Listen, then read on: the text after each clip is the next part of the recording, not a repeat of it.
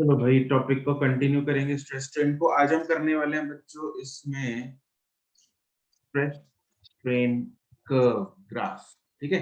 तो स्ट्रेस और स्ट्रेन आपस में कैसे रिलेटेड है, कैसे वेरी करता है, उसके बारे में आज हम पढ़ेंगे। तो टॉपिक बनाएंगे स्ट्रेस स्ट्रेन कर्व।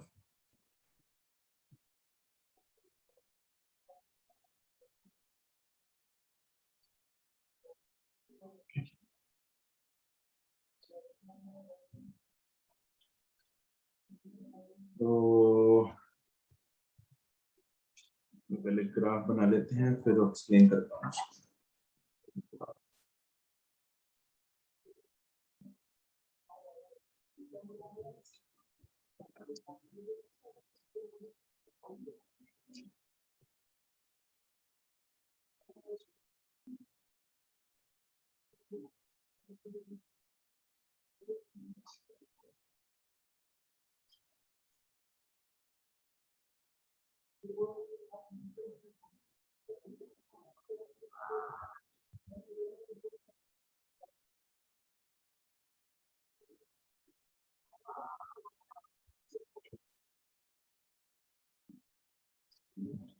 बिना ग्राफ ऐसे ही बनाना, देख के ध्यान से।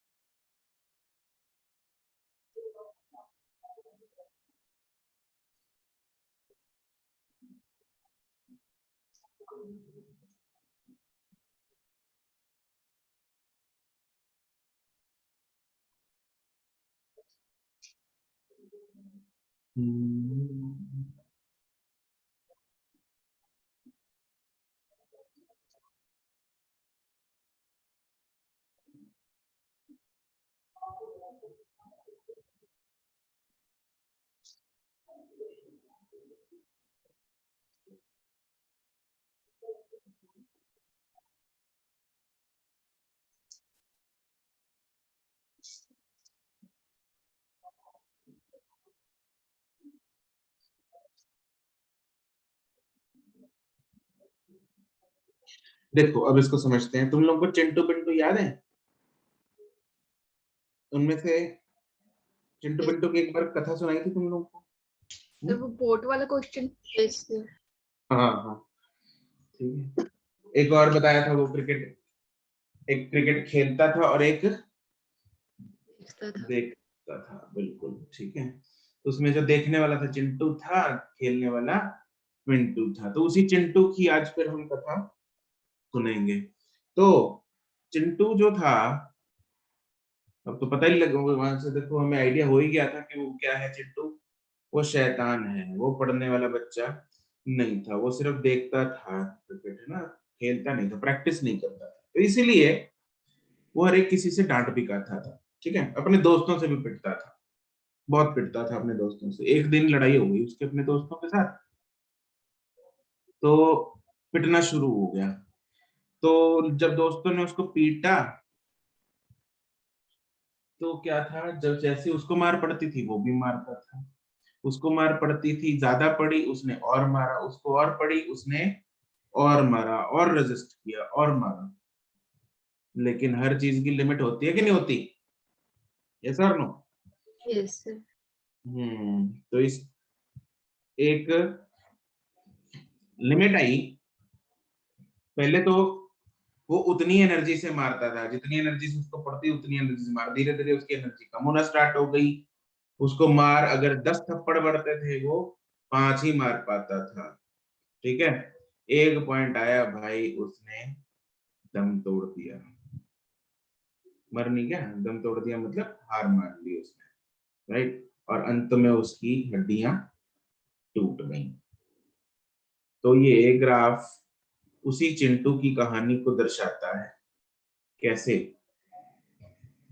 जब हम उस चिंटू को स्ट्रेस दे रहे थे, तो उसने उतना ही स्ट्रेन डेवलप। किसी भी बॉडी को, अगर हम किसी भी मटेरियल को हम उस पर फोर्स लगाते हैं, उस पर स्ट्रेस लगाते हैं, तो उसमें स्ट्रेन डेवलप होगा। तो जीरो से लेके या फिर ओरिजिन से लेके ए पॉइंट तक, ये दिख रहा है stress is directly proportional to strain. Yes, sir. Yes, sir. तो जितना हम स्ट्रेस में चेंज लाते हैं क्या उतना ही चेंज स्ट्रेन में आएगा? यस और नो? Yes sir. ठीक है, उसके प्रोपोर्शनली आएगा चेंज। जितना चेंज हम स्ट्रेस में लाते हैं उसके प्रोपोर्शनल चेंज आएगा स्ट्रेन में। अगर उसको 2 टाइम्स करते हैं तो वो भी 2 टाइम्स हो जाएगी। तो उतने ही प्रोपोर्शनली उतना चेंज उसमें आ जाएगा। लेकिन ए पॉइंट से, अच्छा ए पॉइंट तक के रीजन को हम बोलते हैं हुक्स लॉ। हुक्स लॉ कहीं सुना है तुम लोगों ने पहले? Yes, sir. Yes. कहाँ पे? Spring. F is equals to kx वाले पे। Correct, F equal to kx वाले में, स्प्रिंग वाले में Hooke's law, force is directly proportional to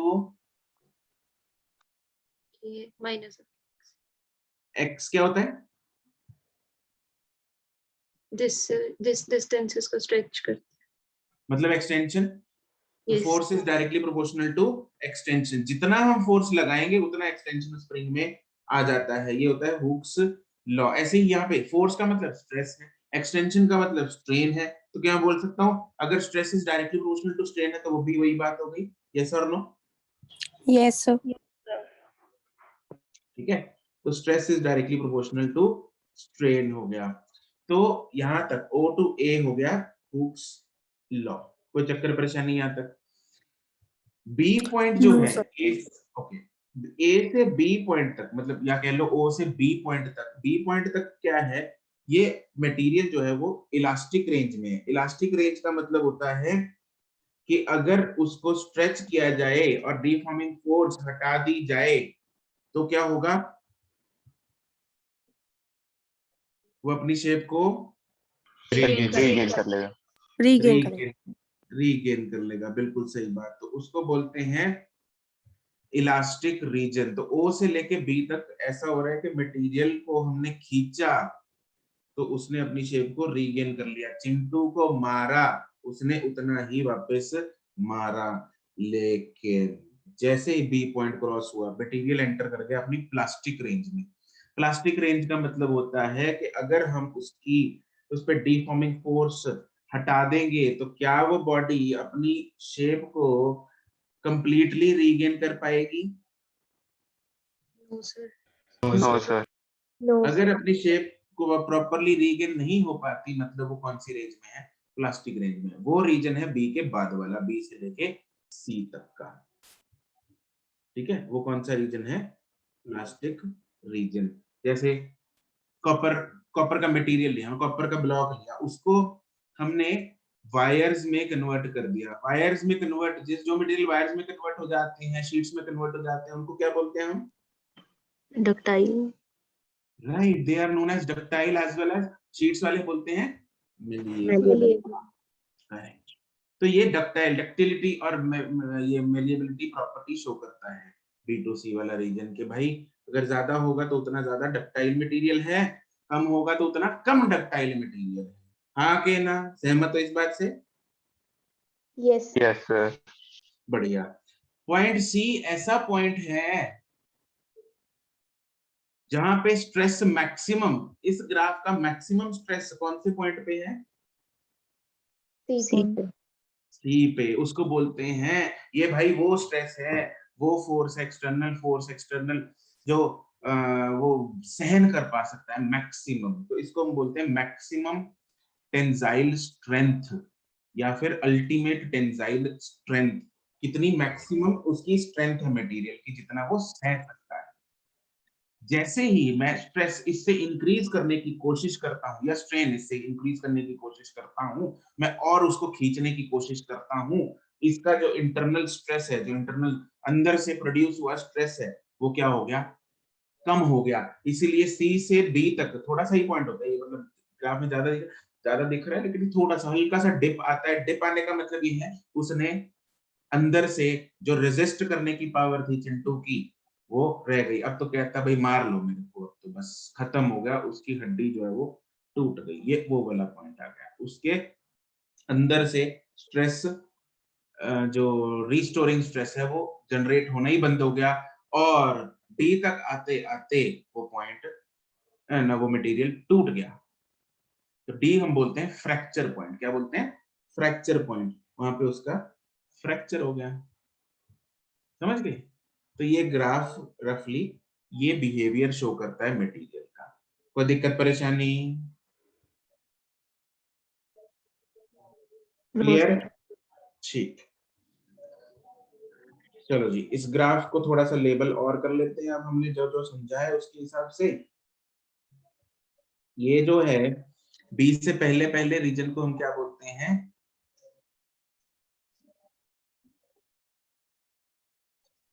पहले तो ये सी, हाँ पहले सी पॉइंट को लेबल करते हैं।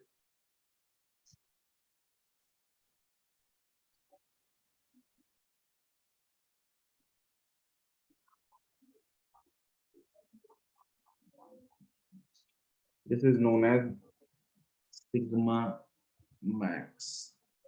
सिग्मा मैक्स मतलब इस पॉइंट को हम बोल देते हैं अल्टीमेट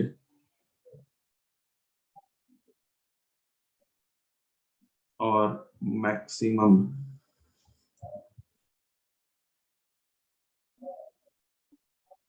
टेंसाइल स्ट्रेंथ, और इस पॉइंट को हम बोलते हैं फ्रैक्चर पॉइंट।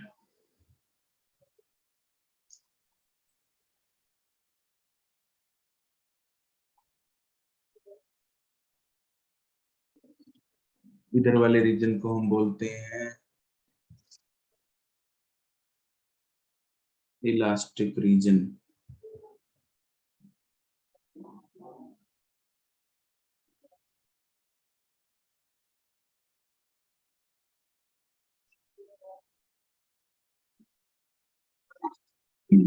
और इधर वाले रीजन को हम बोलते हैं प्लास्टिक रीजन।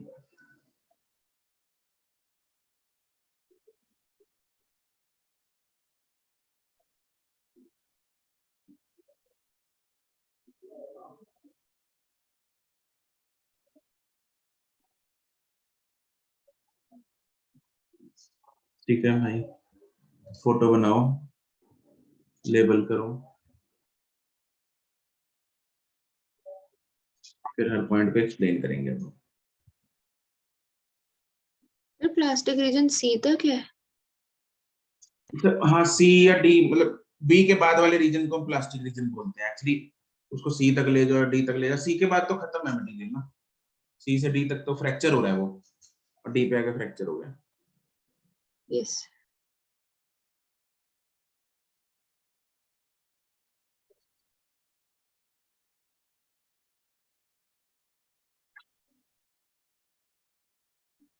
एक मिनट, तुम लोग ये फोटो बनाओ।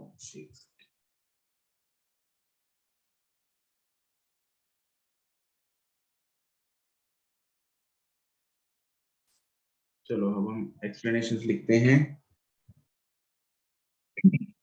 पहले हम लिखेंगे रीजन ओ ए के बारे में। ओ ए जो रीजन है, ये क्या है? Material obeys Hooke's law. Yes, material obeys Hooke's law. That is stress is directly proportional to, ये अलग से लिखवा भी दूंगा। फिर आता है रीजन ओ ए बी, पहले लिख लेते हैं। इसमें मटेरियल ओबे नहीं करता हुक्स लॉ, लेकिन material does not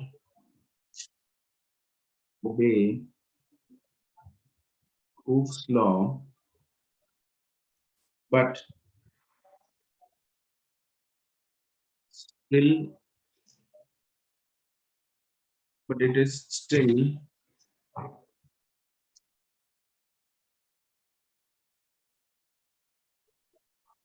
in the elastic region.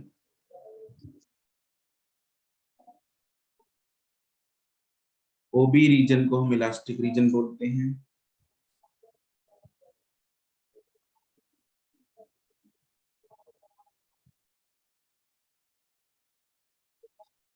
That is,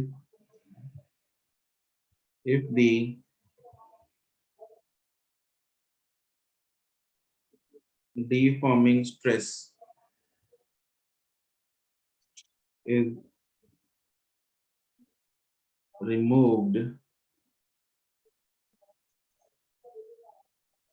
body will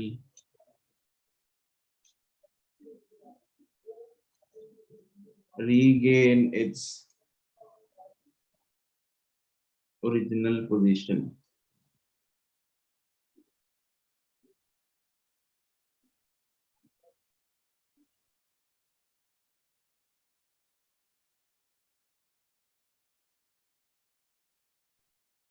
अगर पॉइंट बी पूछा जाए उसको हम बोलते हैं इलास्टिक लिमिट। ओबी रीजन है, ये लिमिट है, elastic limit.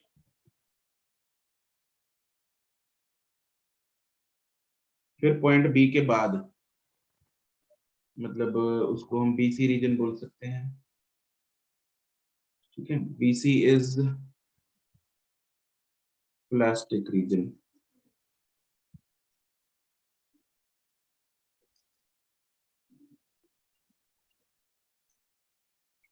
That is, if the deforming stress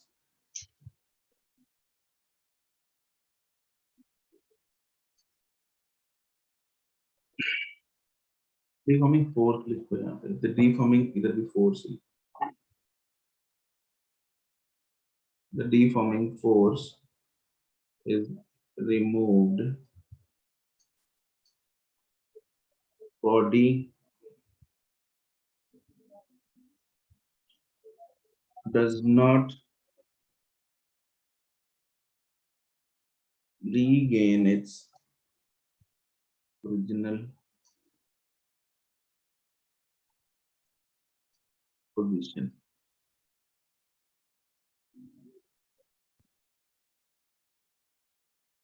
And some permanent deformation or strain develops.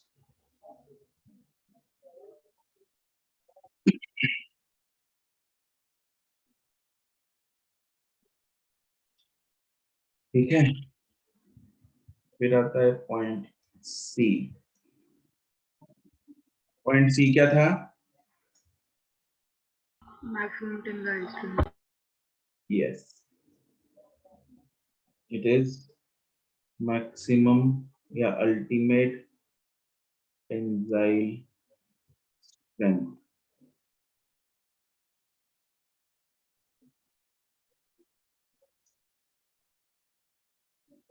It is the maximum stress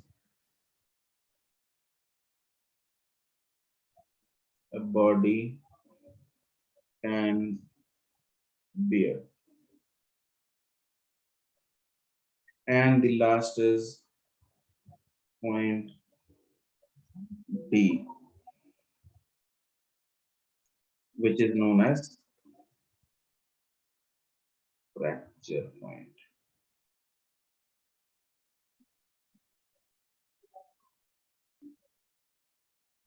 ये क्या होता है? If the strain is increased beyond maximum tensile strength,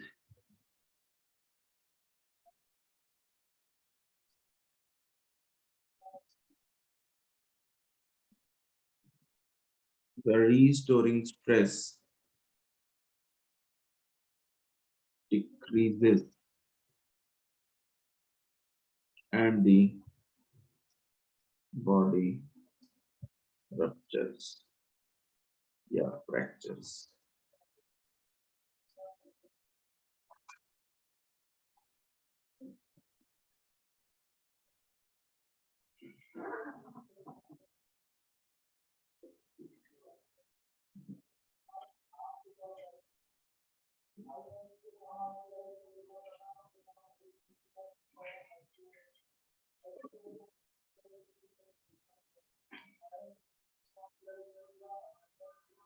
ठीक है,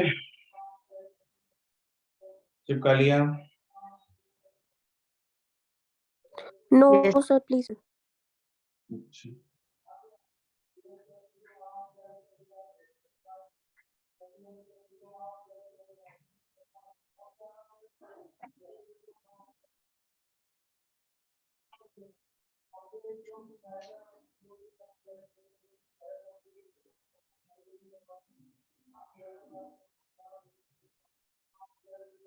sir आप वो malleability और ductility वाला लिखवाओगे?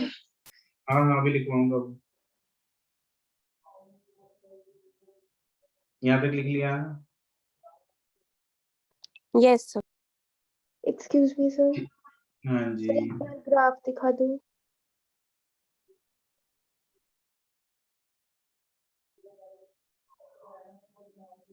हो गया सर। चलो अब जो सवाल आता है ना, जैसे इसमें थे एक तो पॉइंट्स के बारे में पूछा जा सकता है, या फिर ये पूछा जा सकता है भाई आपको ग्राफ दे दिया या दो ग्राफ दे दिए, उनमें से बताओ भाई कि ब्रिटल का कौन सा है, डक्टाइल मटेरियल का कौन सा ग्राफ है, कौन सा स्ट्रॉन्ग मटेरियल है, कौन सा वीक मटेरियल है। तो ऐसा कुछ जो है वो चीजें पूछी जा सकती हैं। ठीक है, तो लेट अस इसमें सब हेडिंग बनाओ आगे। स्ट्रेस स्ट्रेन कर्व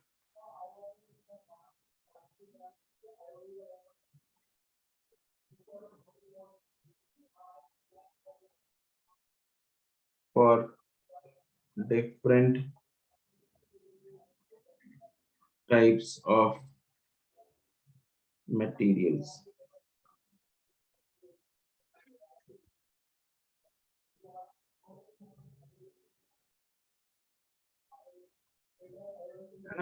तो broadly we will be classifying the materials into three types। तो वो तीन टाइप्स के जो मटेरियल्स हैं, एक होता है ब्रिटल, एक होता है डक्टाइल या मैलिएबल, वो एक ही बात है, और तीसरा होता है इलास्टोमर्स। इलास्टोमर्स आपने नहीं सुना होगा पहले, ब्रिटल सुना है। ब्रिटल को क्या होता है? ब्रिटल का मतलब ये थोड़े से स्ट्रेस पे टूट जाता है। जो टूट यस, जाता है। जो जल्दी टूट जाते हैं। अरे हाँ कि ना, जो इलोंगेट नहीं होते, उनको खींचेंगे तो वो टूटेंगे। हाँ कि ना? यस। तो उसको बोलते हैं ब्रिटल। जैसे ग्लास वगैरह ब्रिटल होता है, हाँ कि ना? ठीक है, तो पहला है brittle material, side by side ही बना लेते हैं। दूसरा है डक्टाइल और मेलिएबल, और तीसरा है इलास्टोमर्स। तो tell me one thing, what do you think कि ब्रिटल या इलास्टोमर तो छोड़ दो अभी, ब्रिटल या फिर डक्टाइल मटेरियल में से किसकी प्लास्टिक रेंज जो है वो ज्यादा होगी? डक्टाइल की। डक्टाइल Yes, में। it will Ductile be, की। बिल्कुल सही बात, it will be ductile material, because ductile material क्या होता है, जो शीट या फिर वायर्स में ट्रांसफॉर्म हो जाए। तो अगर कोई वायर ना, अगर कोई मटेरियल वायर में बदल रहा है, तो दैट मींस उसको खींचा तो वो वही रह गया ना, तो मतलब that means it is having plastic nature. Plastic nature का मतलब रीगेन नहीं किया। अगर वायर दोबारा इकट्ठी होके वो एक चंक पीस बन जाती कॉपर का, तो मतलब वो डक्टाइल नहीं है। वो किसमें है? उस रीजन में, अपने इलास्टिक रीजन में। so that means इसकी प्लास्टिक रेंज जो है डक्टाइल की वो ज्यादा होगी। तो if I am given with let's say two graphs, जिसमें एक ग्राफ मुझे ऐसा कुछ दे रखा है, दोनों के ग्राफ में डिफरेंस पता लग जाएगा अभी हमें।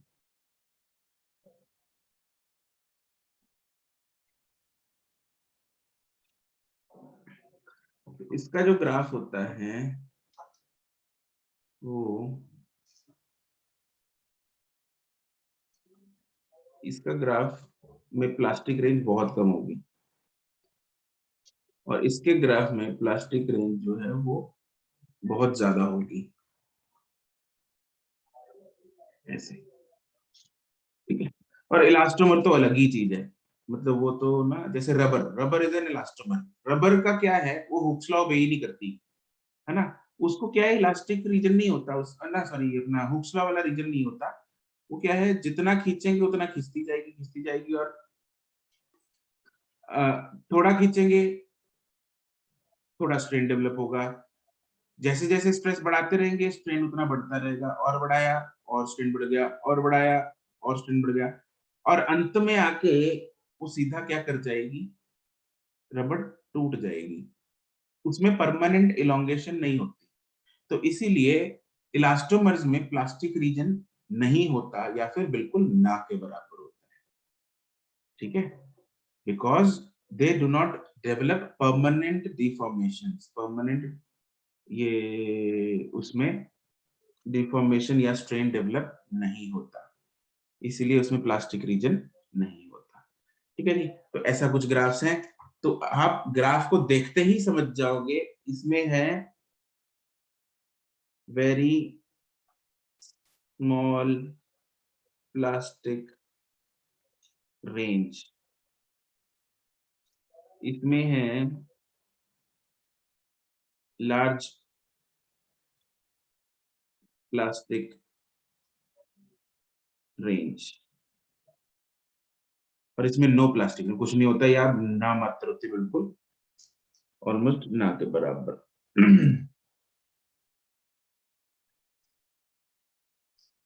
इस तरफ है स्ट्रेस, इस तरफ है स्ट्रेन, इस तरफ है स्ट्रेस स्ट्रेन।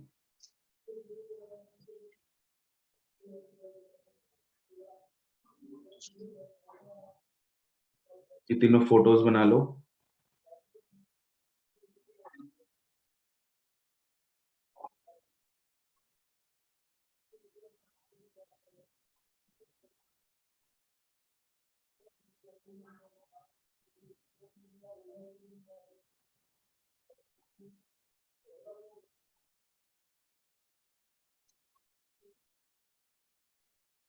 बना ली?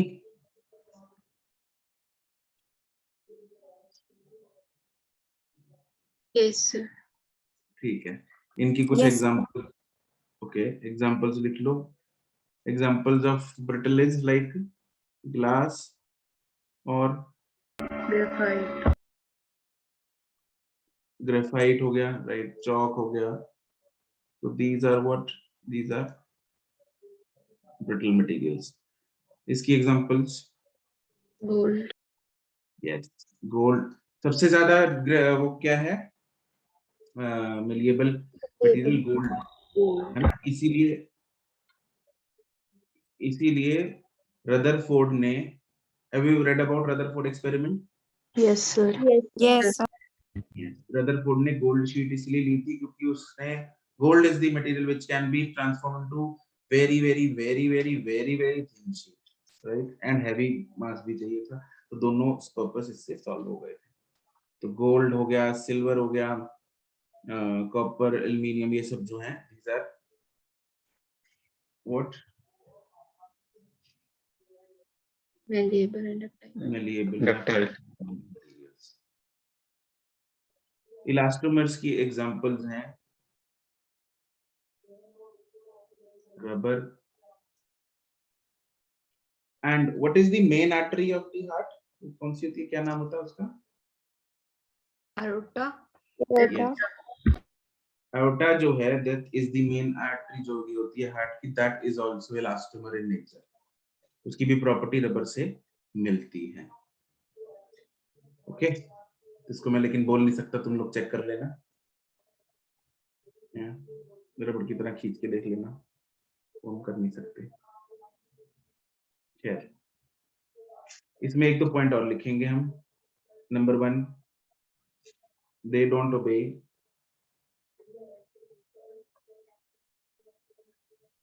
Hooke's law, and they don't have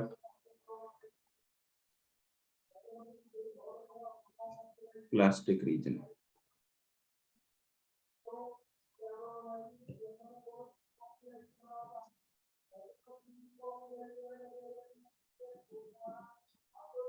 ठीक है, सर एक बार एक्सप्लेन कर दो। क्या एक्सप्लेन कर दूं? सर के हुक्स लॉ क्यों नहीं ओबे करते? मतलब क्यों नहीं, क्यों का रीजन नहीं है, क्यों it is a material property, we can't explain क्यों, दीज आर फैक्ट्स। हर मटेरियल, अब गोल्ड क्यों मेलेबल मटेरियल है, why can it be transformed into thin sheets? Sir मतलब जैसे अगर रबर पे डिफॉर्मिंग फोर्स हटा देंगे तो वो भी तो स्प्रिंग की तरह वापस आ ही जाएगा। और इनकी तरह वापस आ जाएगा, लेकिन हुक्स वापस आना इज इलास्टिसिटी।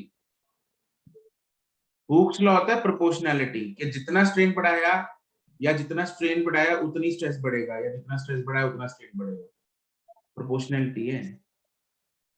ठीक है, इसमें ये जो ग्राफ है ये शो करता है, ये वाला, कि भाई चेंज इन स्ट्रेन ज्यादा होगा बट चेंज इन स्ट्रेस कम होगा।